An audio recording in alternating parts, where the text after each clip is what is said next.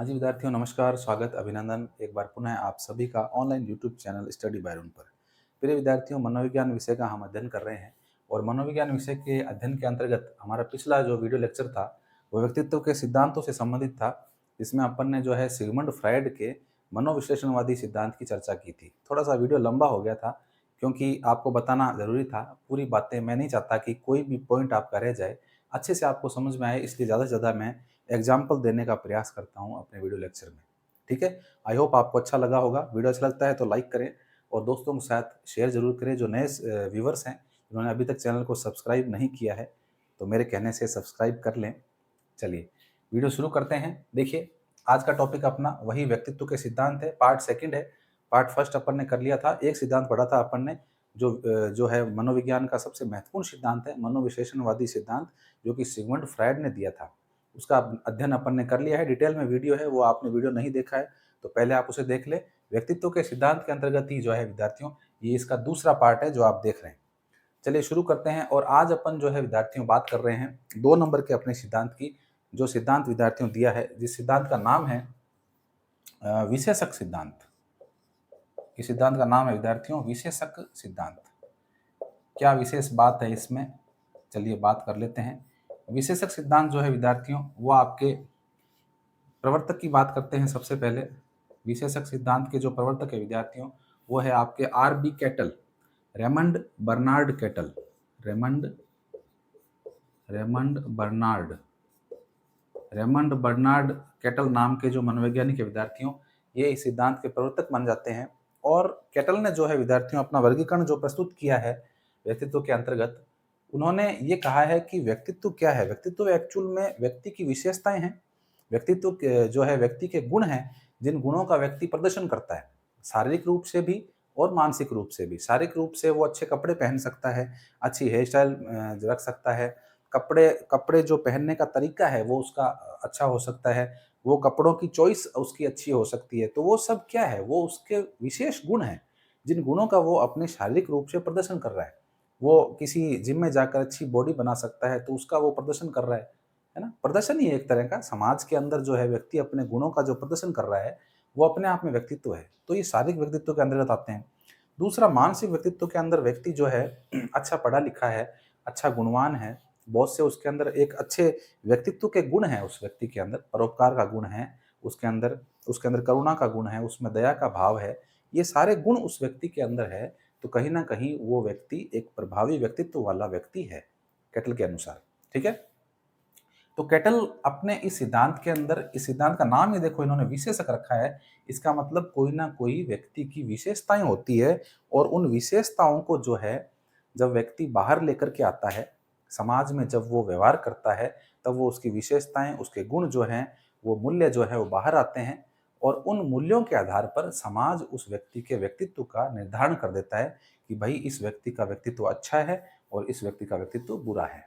ठीक है, तो देखिए कैटल क्या कहते हैं। कैटल जो है विद्यार्थियों विशेषक बताते हैं, और इन्होंने जो है, विशेषक का मतलब है गुण। भाई विशेषक का मतलब आप क्या लगाओगे, साधारण अर्थों में गुण। और इन्होंने जो है व्यक्ति के व्यक्तित्व में 2 प्रकार के विशेषक बताए हैं। 2 प्रकार के विशेषक बताए हैं इन्होंने जो है व्यक्ति के व्यक्तित्व में विद्यार्थियों 2 प्रकार के विशेषक बताए हैं। यानी कि इन्होंने ऐसा कहा है कि व्यक्ति के अंदर 2 प्रकार के विशेषक पाए जाते हैं, और उन विशेषकों के अंदर पहला जो विशेषक है विद्यार्थियों, वो होता है सतही विशेषक। सतही विशेषक, ठीक है। और दूसरा जो प्रकार है वो है विद्यार्थियों मूल विशेषक। मूल विशेषक आप इसको कह सकते हो। दोनों को समझेंगे आप कि एक्चुअल में सतही विशेषक और मूल विशेषक किसे कहते हैं। देखिए, नाम से ही मालूम चल रहा है सतही। सतही का मतलब है कि जो व्यक्ति जमीन से जुड़ा हुआ है। आप इसको याद ऐसे रखेंगे, सतही का मतलब क्या होता है। सतही का मतलब है जमीन, सतह। यानी कि जो व्यक्ति जमीन से जुड़ा हुआ होता है, उस व्यक्ति के गुण और विचार कैसे होंगे, बिल्कुल सामान्य विचार होंगे उसके। आप ऐसे इसको याद करेंगे कि जो व्यक्ति जमीन से जुड़ा हुआ है, सतह से जुड़ा हुआ है, उस व्यक्ति के विचार कैसे होंगे, सामान्य होंगे विचार। वो व्यक्ति बिल्कुल नॉर्मल होगा, सामान्य जीवन जिएगा, बिल्कुल सादा जीवन जिएगा वो व्यक्ति। ठीक है, ऐसे याद करेंगे आप इसको। लेकिन कैटल क्या कह रहे हैं, कैटल कह रहे हैं सतही विशेषक का मतलब है कि एक व्यक्ति के ऐसे गुण जो कि सामान्य बातचीत से ही आपको मालूम चल जाए। हर व्यक्ति के गुण होते हैं, है ना? प्रेम का गुण है, व्यवहार है, दया का गुण है, उसके अंदर सहानुभूति का गुण है, करुणा का गुण है, उसमें क्रोध है। इस तरह के जो उसके व्यवहार हैं, यानी कि जो सामान्य व्यवहार है विद्यार्थियों, सतही विशेषक का मतलब है सामान्य व्यवहारों का प्रदर्शन। आप ऐसे लिखेंगे, सामान्य व्यवहारों का प्रदर्शन। जब व्यक्ति से आप बातचीत करते हैं, मान लीजिए आपको कोई नया व्यक्ति मिला है, आपने उससे उसका नाम पूछ लिया, पता पूछ लिया, कहाँ रहते हो, ठीक है? आपने उससे व्यवहार करना स्टार्ट किया है, आप जानते नहीं हो उसे, पहली बार आप कॉलेज आए हो या आप कहीं समूह में, सम्मेलन में कहीं पर मिले हो आप किसी व्यक्ति से, तो पहली बार आप मिले हो तो आप क्या पूछोगे उसको? नाम पूछोगे, पापा क्या करते हैं, घर कहाँ है आपका, घर कहाँ बना हुआ है, कितने भाई-बहन हो, परिवार में कौन-कौन है, इंस्टा आईडी ले लोगे, मोबाइल नंबर ले लोगे, फेसबुक आईडी ले लोगे, यही करोगे आप। उसके बाद में धीरे-धीरे आप उससे व्यवहार करना शुरू करोगे, आप उसे कॉल करोगे, आप उसे चैट करोगे, उसके बारे में आप जानना शुरू करोगे। तो जब आप उस व्यक्ति से व्यवहार करोगे महीना, 2 महीना, 6 महीना, तो उस व्यक्ति के जो सामान्य गुण हैं, उन सामान्य गुणों का प्रदर्शन वो व्यक्ति आपके सामने करेगा। सामान्य गुण कौन-कौन से हैं विद्यार्थियों? सामान्य गुणों में आपकी दया आ गई, प्रेम आ गया, करुणा आ गई, ठीक है ना? उपकार आ गया, उपकार उपकार का भाव दूसरों के प्रति, है ना? उसके अलावा उसके अलावा सामान्य गुणों के अंदर दया, प्रेम, करुणा, उपकार और अच्छे-अच्छे गुण, आदर्श गुण जो होते हैं विद्यार्थियों, इसमें चोरी नहीं करना है, सत्य बोलना है, ठीक है? सच बोलना है यानी सत्य या सच्चाई का गुण आप कह सकते हो। तो इस तरह के ईमानदारी है, ये लो, ईमानदारी है। तो इस तरह के जो उस व्यक्ति के द्वारा जो सामान्य व्यवहार किया जा रहा है, जो उसके सामान्य गुण है, उन गुणों का उस व्यक्ति ने प्रदर्शन कर दिया, तो उसे ही आप कैटल ने क्या कहा है? सतही विशेषक कहा है। ठीक है? दूसरे देखो, अब मूल विशेषक, ये इंपॉर्टेंट है। ये व्यक्ति के व्यक्तित्व का निर्धारण करते हैं, क्योंकि ये जो सतही विशेषक होते हैं विद्यार्थियों, ये व्यक्ति के ऐसे गुण हैं जो कि सभी में पाए जाते हैं। सभी में पाए जाते हैं। यानी कि सभी व्यक्तियों में पाए जाते हैं। ये जो गुण होते हैं, ये गुण तो सभी व्यक्तियों में होते हैं। हर व्यक्ति में ये गुण मिलेंगे आपको 2-4, 2-4, ठीक है ना? तो इसको जो है केटल ने क्या नाम दिया है? सतही विशेषक कहा है। लेकिन मूल विशेषक क्या होते हैं? मूल विशेषक का मतलब है कि ऐसे मुख्य गुण जो कि व्यक्ति में सामान्य रूप से प्रदर्शित नहीं होते हैं। विशेष गुण होते हैं विद्यार्थियों ये, इसको आप बोलोगे विशेष गुण। बात करते हैं अभी अपन इसकी। विशेष गुण जो सामान्य रूप से प्रदर्शित नहीं होते हैं। प्रदर्शित नहीं होते हैं यानी कि जब आप किसी व्यक्ति से व्यवहार करते हैं तो पहली दूसरी बार में वो व्यक्ति अपने जो मूल गुण हैं, उसकी जो मूल प्रवृत्ति है, उसे वो आपके सामने लेकर के नहीं आता है। व्यक्तित्व की बात हो रही है, ध्यान में रखें आप। व्यक्तित्व अपन पढ़ रहे हैं, तो आप कहते हो ना ड्यूल पर्सनैलिटी। ड्यूल पर्सनैलिटी यानी कि एक ऐसा व्यक्ति जिसके 2 व्यक्तित्व हैं। यानी कि वो औरों के सामने अलग व्यवहार करता है, लेकिन घर में उसका व्यवहार अलग तरह का है। घरवालों के साथ में व्यवहार अलग तरह का है, बाहर वालों के साथ में उसका व्यवहार अलग तरह का है। या फिर मान लीजिए उस व्यक्ति के 2 दोस्त हैं और दोनों दोस्तों के साथ में उसका व्यवहार अलग तरह का है। एक दोस्त से वो जो है बिल्कुल शालीनता से बात करता है, आराम से बात करता है, प्रेम लगाव से बात करता है। लेकिन जो दूसरा दोस्त है, उसके साथ में वो बड़ा ही खड़ूस रवैया अपनाता है, उसके सामने बड़ा धीर गंभीर बनता है, अपने आप को बहुत सिंसियर दिखाने का प्रयास करता है। तो ये क्या होती है? ड्यूल पर्सनैलिटी होती है, यानी एक ही व्यक्ति के 2 चेहरे, है ना? इसीलिए तो कहते हैं पर्सनैलिटी शब्द पर्सोना से बना है, मुखौटा, मुखौटा ओढ़ रखा है। हर व्यक्ति ने मुखौटा ओढ़ रखा है इस संसार में, है ना? ड्यूल पर्सनैलिटी जिसको बोलते हो आप, दोहरा व्यक्तित्व।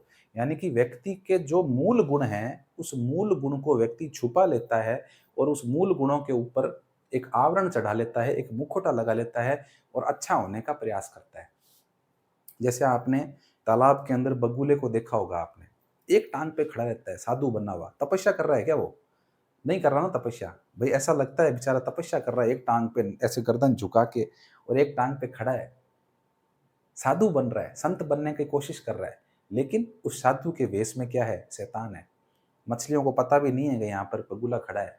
वो बेचारी घूमती हुई आती है और फिर धीरे से झपट लेता है उसको अपनी चोंच से। ठीक है ना? तो यानी उसका मूल गुण तो क्या था? उसका मूल गुण जो था, उसका जो मूल विशेषक था उस बगुले का, वो तो मछली को पकड़ना था। दुष्टता से उस मछली को पकड़ना था, उसको अपने जाल में फांसना था, उसको अपना भोजन बनाना था। लेकिन उसने जो है कैसा विशेषक प्रस्तुत किया? सतही विशेषक, सामान्य विशेषक प्रस्तुत किया कि भाई मुझे तो क्या लेना है, मैं तो ऐसे ही खड़ा हूँ बस, ठीक है, तपस्या कर रहा हूँ तालाब में खड़ा होकर के। यानी कि उस बगुले ने अपने मूल विशेषक को छुपा के रखा, इतनी आसानी से प्रकट नहीं किया। जब मछली आई तब उसने अपना वो रूप दिखाया और झपट के मछली को जो है अपने भोजन के रूप में ग्रहण कर लिया। वो मछली बेचारी तड़पती रह गई, छटपटाती रह गई। ठीक है? तो इसी तरह से कैटल कहते हैं कि एक समाज के अंदर 2 प्रकार के व्यक्ति पाए जाते हैं और ये व्यक्ति जो है, ऐसे व्यक्ति जिन व्यक्तियों के अंदर सामान्य रूप से सभी गुण होते हैं, वो उस व्यवहार को जो है कैटल ने सतही विशेषक कहा है। लेकिन उसी व्यक्ति के अंदर एक मूल विशेषक होता है, जो उसका मूल व्यवहार होता है, जिसे वो छुपा करके रखता है और इतनी आसानी से सबके सामने नहीं प्रस्तुत करता, उसे कैटल ने क्या कहा है? मूल विशेषक कहा है। तो ये व्यक्तित्व के क्या है? ये व्यक्तित्व के एक तरह से प्रकार ही है, ये गुण ही है एक तरह से व्यक्तित्व के, जो हमें उस व्यक्तित्व के बारे में जानकारी देते हैं। ठीक है? तो आई होप आप इसको समझ गए हैं। विशेषक सिद्धांत जो है कैटल का, वो क्या कहता है, आपने इसको जान लिया है विद्यार्थियों। इन्होंने जो है शील के गुण बताए हैं। शील के गुण का मतलब है कि इन विशेषक सिद्धांत के अंतर्गत इन्होंने जो है विद्यार्थियों शील के गुण दिए हैं। शील गुण, शील गुण का मतलब है कि व्यक्ति के ऐसे गुण जो उसकी अच्छाई का प्रदर्शन करते हैं। जैसे ईमानदारी है किसी व्यक्ति के अंदर, तो वो उस ईमानदारी उस व्यक्ति का शील गुण कहलाएगा। क्या कहलाएगा? शील गुण कहलाएगा। किसी के अंदर दया का भाव है, किसी को देख करके अगर दया आती है किसी व्यक्ति को, तो वो दया क्या है? उसका शील का गुण है। पशु पक्षियों के प्रति प्रेम का गुण है। पशु पक्षियों की सहायता करना, उन्हें पानी पिलाना, भोजन देना, ये क्या कहलाएगा? उस व्यक्ति का शील गुण कहलाएगा, यानी कि उस व्यक्ति का अच्छा गुण कहलाएगा। ठीक है? तो ये शील गुण के अंतर्गत जो है इन्होंने, आरबी कैटल ने अपने ये विशेषक बताए हैं, जिसे एक सतही विशेषक और मूल विशेषक कहते हैं। तो आपको अच्छे से समझ में आ गए होंगे। अच्छा, एक इन्होंने जो है विद्यार्थियों मापनी दी थी, ये भी आपको ध्यान रखना है, 16 पीएफ, ये आपको ध्यान रखना है, 16 पीएफ।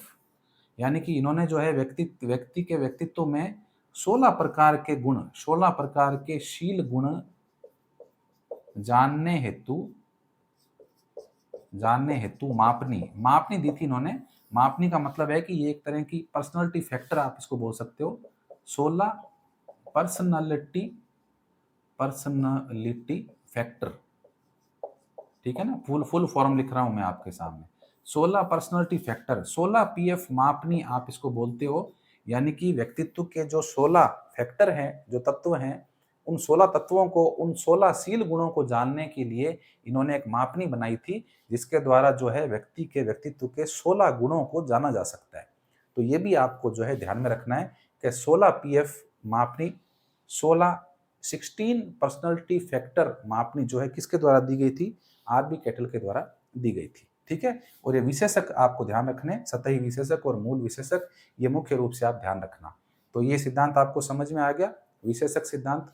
चलिए, इसको आप स्क्रीनशॉट ले लीजिए और लिखना चाहें तो आप इसको लिख सकते हैं। स्क्रीनशॉट आपने ले लिया होगा। चलिए मैं इसको मिटा रहा हूँ। आगे बात करते हैं विद्यार्थियों। 2 सिद्धांत अपने हो गए हैं, ज़्यादा नहीं है, 4 या 5 ही सिद्धांत हैं अपने पास। तीसरे सिद्धांत की अपन बात कर रहे हैं। और तीसरा सिद्धांत जो है विद्यार्थियों, वो है आपका आलपोर्ट का शील गुण का सिद्धांत। 3 नंबर का जो सिद्धांत है वो अपन पढ़ रहे हैं, उसको आप लिखेंगे शील गुणों का सिद्धांत। शील गुणों का सिद्धांत। देखिए विद्यार्थियों, शील गुण की हम बात कर चुके हैं, यानी कि व्यक्ति के ऐसे गुण जो समाज के द्वारा सम्मत होते हैं, समाज सम्मत होते हैं। समाज जिन गुणों को जो है एक तरह से अपना, समाज जो है अपने इन गुणों को मान्यता दे देता है, ऐसे गुण जो होते हैं उनको शील गुण कहते हैं। ईमानदारी गुण है, करुणा का गुण है, प्रेम का गुण है, दया का गुण है, ठीक है, दूसरों का परोपकार का गुण है, दूसरों के परहित का गुण है। ये सारे गुण जो होते हैं ये व्यक्ति के शील गुण कहलाते हैं, अच्छे वाले गुण उसके व्यक्ति के। तो एक विद्वान हुए हैं, प्रवर्तक हुए हैं, जिन्होंने ये सिद्धांत दिया है विद्यार्थियों। उनका नाम क्या है? उनका नाम है विद्यार्थियों GW आलपोर्ट। GW आलपोर्ट जो है इनका पूरा नाम है विद्यार्थियों। गॉर्डन विलार्ड, अगर आप लिखना चाहें तो full form, Gordon Gordon Willard Allport. Gordon Willard Allport जो है इनका पूरा नाम है विद्यार्थियों, और इन्होंने जो है अपना शील गुण का सिद्धांत दिया है। इन्होंने शील गुण के सिद्धांत के अंतर्गत जो है विद्यार्थियों शब्द दिए हैं लगभग, आपको ध्यान रखना है। इस सिद्धांत के अंतर्गत आप लिखेंगे, इस सिद्धांत के अंतर्गत आलपोर्ट ने जो है वो शब्द दिए हैं, वो आपको ध्यान रखने हैं। इस सिद्धांत के अंतर्गत आलपोर्ट ने कितने शब्द दिए हैं विद्यार्थियों, वो आपको ध्यान रखना है। मुख्य रूप से जो है इन्होंने आपके 17,953 शब्द दिए हैं। आलपोर्ट ने 17,953, ये थोड़ा सा लंबा है मामला। 17,953 शब्द दिए, ये लो, ये इंपॉर्टेंट है, ये आपको ध्यान रखना है कि GW आलपोर्ट जो है इन्होंने अपने इस शील गुण के सिद्धांत के अंतर्गत कितने शब्द दिए हैं, 17,953 शब्द दिए हैं। इतने सारे शब्द दिए हैं, बताओ कौन पूछे इनको, गिनते गिनते ही शाम हो जाएगी। तो 17,953 शब्द दिए, याद कैसे रखेंगे, देखो 953 से आप ध्यान रख लेना। 953 क्या है, हमारे राजस्थान के इतिहास में ऐसी कौन सी इमारत है जिस इमारत के अंदर 953 खिड़कियां, छोटी छोटी खिड़कियां हैं, झरोखे भी कहते हैं उनको, छोटी खिड़कियां हैं जिस इमारत के अंदर, बताओ कौन सी है वो इमारत। जयपुर में स्थित है, प्रताप सिंह ने उसे बनवाया था, 5 मंजिला इमारत है। क्या नाम है विद्यार्थियों उसका, उसका नाम है हवा महल। हवा महल है, 5 मंजिला इमारत है विद्यार्थियों। इस इमारत के अंदर जो है वो 953 खिड़कियां हैं। तो ऐसे याद कर लेना आप, ऐसे तो याद रहेगा नहीं आपको कि भाई इतने सारे शील गुण के शब्द दिए हैं इन्होंने, 953, ये 953। तो ऐसे आप याद रखना कि भाई हवा महल के अंदर कितनी खिड़कियां हैं, 953 खिड़कियां हैं छोटी छोटी। तो आलपोर्ट ने भी जो है शील गुण के लिए कितने शब्द दिए हैं, 17,953 शब्द इन्होंने दिए हैं। अच्छा, इन शब्दों को इन्होंने जो है विद्यार्थियों 4500 प्रकारों के अंदर बांटा है। 4500 प्रकारों में बांटा है। देखो क्या ये मतलब समझ से बाहर है, क्या चीज कह रहे हैं ये, क्या बता रहे हैं, लिखा हुआ है ऐसा पुस्तकों में, क्या करें, पढ़ना पड़ेगा। हाँ, इन्होंने जो है विद्यार्थियों इन शील गुणों को जो है 17,953 जो शब्द दिए हैं, इनको 4500 प्रकारों के अंदर क्या कर दिया, बांट दिया। और अंतिम रूप से जो है इन्होंने विद्यार्थियों, अंतिम रूप से आलपोर्ट ने शील गुण जो है विद्यार्थियों 2 प्रकार के बताए हैं। अंतिम रूप से आलपोर्ट ने शील गुण कितने बताए हैं, अंतिम रूप से आलपोर्ट ने जो है शील गुण 2 बताए हैं, 2 बताए हैं। अंतिम रूप से इन्होंने शील गुण 2 बताए हैं, और वो कौन कौन से हैं विद्यार्थियों, वो है आपके सामान्य और दूसरे हैं विशिष्ट। ठीक है, ये लो 2 प्रकार के शील गुण इन्होंने लास्ट में बता दिए हैं। पहला है सामान्य, दूसरा है विशिष्ट प्रकार के शील गुण। शील गुण जैसा कि आपको नाम से मालूम चल गया, जो सत्य है, अहिंसा है, अस्तेय है, चोरी न करना है, ईमानदारी है, परोपकार है, धैर्यशीलता है, ये सब क्या होते हैं, ये व्यक्ति के शील गुण होते हैं। तो ये सब क्या कहलाएंगे, सामान्य शील गुण कहलाएंगे। प्रेम है, परोपकार है, धैर्य है, उपकार है ना, ये सब सामान्य शील गुण कहलाएंगे। लेकिन विशिष्ट शील गुण क्या होते हैं, विशिष्ट का मतलब है कि जब इन्हीं शील गुणों में से किसी व्यक्ति के द्वारा अपने व्यवहार में उस गुण को अपना लिया जाए और उस गुण को लेकर के व्यक्ति आगे विशिष्ट कार्य कोई कर दे, तो वो विशिष्ट शील गुण कहलाता है। जैसे आप बात करते हैं विशिष्ट शील गुण के अंतर्गत, महात्मा गांधी की अपन बात करते हैं। महात्मा गांधी, जैसे ही महात्मा गांधी का नाम आता है विद्यार्थियों, तो एक शील गुण उनके साथ में जुड़ जाता है, और उसका नाम है अहिंसा। महात्मा गांधी अहिंसा के पुजारी थे, तो अहिंसा क्या है, शील गुण है। तो इस शील गुण को महात्मा गांधी ने सामान्य रूप से अपनाया था, लेकिन आगे चलकर यही शील गुण क्या बन गया, विशिष्ट बन गया। और महात्मा गांधी जो है इस शील गुण के लिए प्रसिद्ध हुए, और वो है अहिंसा। तो ये विशिष्ट शील गुण होते हैं, यानी कि प्रत्येक व्यक्ति में सामान्य शील गुण पाए जाते हैं, लेकिन कोई कोई व्यक्ति ऐसे होते हैं जो उन गुणों में से एक गुण को विशिष्ट रूप से ग्रहण कर लेते हैं, अपना लेते हैं, और उसी गुण के द्वारा उस व्यक्ति की पहचान हो जाती है, जिसे हम क्या कहते हैं, आलपोर्ट के अनुसार विशिष्ट शील गुण कहते हैं। ठीक है, तो शील गुण लिखने की तो जरूरत नहीं है, पिछले वाले उसमें अपन सिद्धांत में लिख चुके हैं, है ना। पिछले सिद्धांत, कैटल वाले सिद्धांत में शील गुण मैंने आपको लिखवा दिए थे। तो सामान्य और विशिष्ट का आपको फ़र्क महसूस होना चाहिए। मदर टेरेसा है, मदर टेरेसा के अंदर जो है विद्यार्थियों जो परोपकार की भावना थी, तो परोपकार नामक एक शील गुण था उनका, है ना? उसके अलावा आपके महात्मा बुद्ध है, महावीर स्वामी है, इनके अंदर जो शील गुण पाए गए, जो अहिंसा रूपी शील गुण है, वो भी उन्होंने भी क्या दिलाई है, इनको विशिष्टता दिलाई है। एक विशिष्ट कौशल उन्होंने अर्जित किया है अपने क्षेत्र में जाकर के, इसीलिए वो क्या कहलाएंगे, इन लोगों के विशिष्ट शील गुण कहलाएंगे। ठीक है, तो GW आलपोर्ट का आपको शील गुण का सिद्धांत जो है विद्यार्थियों समझ में आ गया आपको अच्छी तरह से। चलिए आगे चलते हैं, 3 अपने सिद्धांत हो गए हैं और अब अपन जो है विद्यार्थियों चौथा सिद्धांत पढ़ने जा रहे हैं। चौथा सिद्धांत अपन पढ़ रहे हैं और चौथा सिद्धांत जो है विद्यार्थियों वो है अपना मांग और दबाव का सिद्धांत। व्यक्तित्व का जो है विद्यार्थियों चौथा सिद्धांत अपन पढ़ रहे हैं और वो है अपना मांग और दबाव का सिद्धांत। मांग व दबाव का सिद्धांत। मांग और दबाव का सिद्धांत देखिए, सबसे पहले प्रवर्तक की बात कर लेते हैं। इसके जो प्रवर्तक है विद्यार्थियों वो है Henry Murray. Henry Murray. Henry Murray का जो है विद्यार्थियों ये मांग और दबाव का सिद्धांत दिया हुआ है। याद कैसे करेंगे, देखिए एक तरफ मांग है और एक तरफ दबाव है। ठीक है, तो आप ऐसे याद रख लेना कि हेनरी नामक व्यक्ति जो है ये हेनरी है। ठीक है, ये कौन है, ये विद्यार्थियों हेनरी है और यहाँ पे अपन बनाते हैं मुर्रे, ये मुर्रे हैं। तो याद कैसे करेंगे, ऐसे याद कर लेना कि भाई हेनरी ने मुर्रे को दबा कर मार डाला। हेनरी ने मुर्रे को क्या कर दिया, दबा कर मार डाला। हेनरी बहुत भारी है, मोटा है, मुर्रे के ऊपर गिरा और मुर्रे को क्या कर दिया, दबा कर उसने मार डाला, मुर्रे मर गया। हेनरी ने मुर्रे को दबा कर मार डाला, यानी कि मांग और दबाव का सिद्धांत किसने दिया है, हेनरी और मुर्रे के द्वारा जो है विद्यार्थियों ये सिद्धांत दिया गया है। देखिए इस सिद्धांत में क्या कहते हैं, मांग का मतलब है आवश्यकता।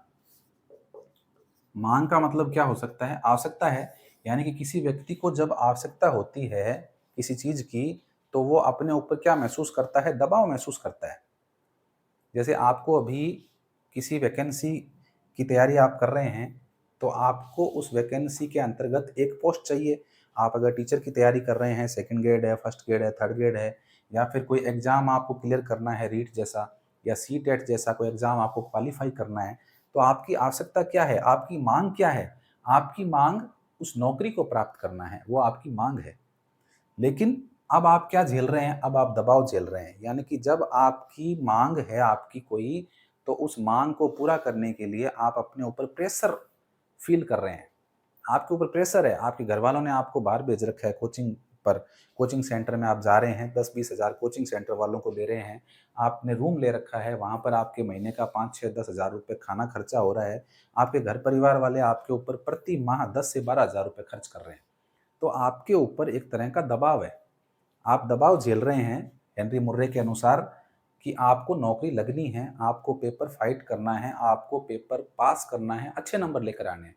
ये आपके ऊपर क्या है, एक तरह का दबाव है। तो इस दबाव के अंतर्गत आप काम कर रहे हैं और इस दबाव के द्वारा ही जो है आपका व्यक्तित्व उसी प्रकार का बन जाएगा।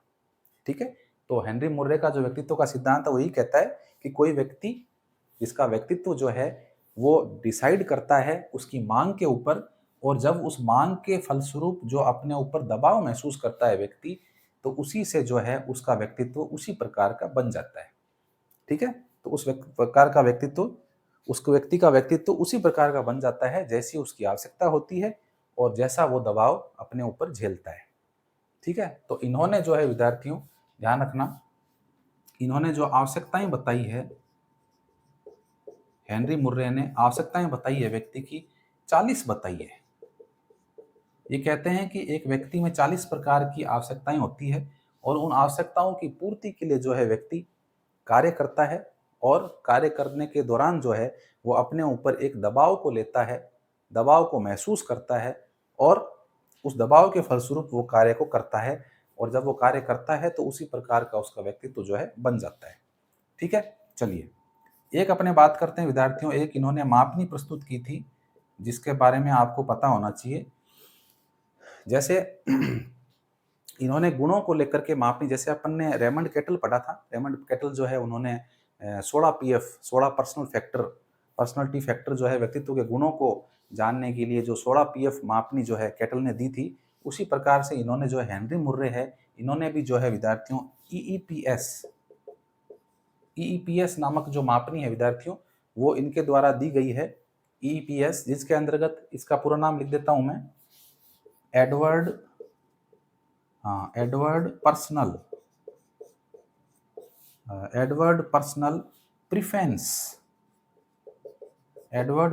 Preference schedule.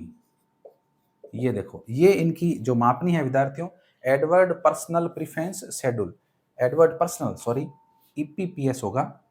हाँ, एडवर्ड पर्सनल प्रिफरेंस शेड्यूल, ये इन्होंने मापनी दी है। और इस मापनी के अंतर्गत इन्होंने बताया कि भाई इस मापनी के द्वारा जो है व्यक्तित्व के 15 व्यक्तित्व कितने, इस मापनी के द्वारा विद्यार्थियों व्यक्तित्व के कितने गुणों का मापन हो सकता है, व्यक्तित्व के 15 गुणों का, 15। उसमें कैटल ने जो बताई थी, उस कैटल की मापनी के अंतर्गत तो कितने गुणों का मापन हो रहा था, 16 गुणों का मापन हो रहा था, शील गुणों का। लेकिन जो हेनरी मुर्रे ने बताई है, उसके अंतर्गत जो है विद्यार्थियों व्यक्तित्व का 15 गुणों का मापन हो सकता है, 15 गुणों का मापन होता है। ठीक है, ये आपको ध्यान रखना है कि ईपीपीएस जो मापनी है वो किसके द्वारा दी गई थी, वो मापनी जो है विद्यार्थियों हेनरी मुर्रे के द्वारा दी गई थी। और इस मापनी के अंतर्गत जो है इसका फुल फॉर्म भी कई बार आ जाता है, ईपीपीएस का फुल फॉर्म आ जाता है, तो आपको ईपीपीएस का फुल फॉर्म भी ध्यान होना चाहिए। किसने दी थी, हेनरी मुर्रे ने दी थी। सिद्धांत कौन सा है, मांग दबाव का सिद्धांत है। और इसके अंतर्गत, इस मापनी के अंतर्गत व्यक्तित्व के कितने गुणों का मापन होता है, तो 15 गुणों का मापन होता है। ये इंपॉर्टेंट है, ये वाली बात इंपॉर्टेंट है। ये रीट 2021 के अंदर इस तरह का प्रश्न आया हुआ भी है, तो आपको ध्यान रखना है। व्यक्तित्व के 15 गुणों का मापन करती है ईपीपीएस। ठीक है, चलिए, मांग दबाव का सिद्धांत आपके समझ में आ गया। अब अपन फटाफट से एक सिद्धांत अपना और रहा है विद्यार्थियों, वो और पढ़ लेते हैं। और वो सिद्धांत जो है विद्यार्थियों, वो है शरीर रचना के आधार पर शरीर रचना सिद्धांत। जो 5वां सिद्धांत है अपना, वो है शरीर रचना सिद्धांत। देखिए, शरीर रचना सिद्धांत के अंतर्गत अपन 2 व्यक्तियों की बात करते हैं। एक है विद्यार्थियों शेल्डन और दूसरे हैं विद्यार्थियों क्रेचमर। तो क्रेचमर और शेल्डन के द्वारा शरीर रचना का सिद्धांत दिया गया है। और इस सिद्धांत के अंतर्गत जो है विद्यार्थियों, इन्होंने मनुष्य के शरीर के अंतर्गत व्यक्तित्व का निर्धारण किया है। और इन्होंने जो है व्यक्तित्व का निर्धारण 3 रूपों में किया है। व्यक्तित्व के 3 प्रकार बताए हैं विद्यार्थियों। उन्होंने कौन कौन से बताए हैं, देखिए 3 प्रकार को मैं, सबसे पहला है विद्यार्थियों गोलाकार या गोलकाय, आप कह सकते हो गोलकाय। दूसरे जो बताए हैं इन्होंने, वो बताया विद्यार्थियों आयताकार, या आप इसको जो है सुडोलकाय कह सकते हो।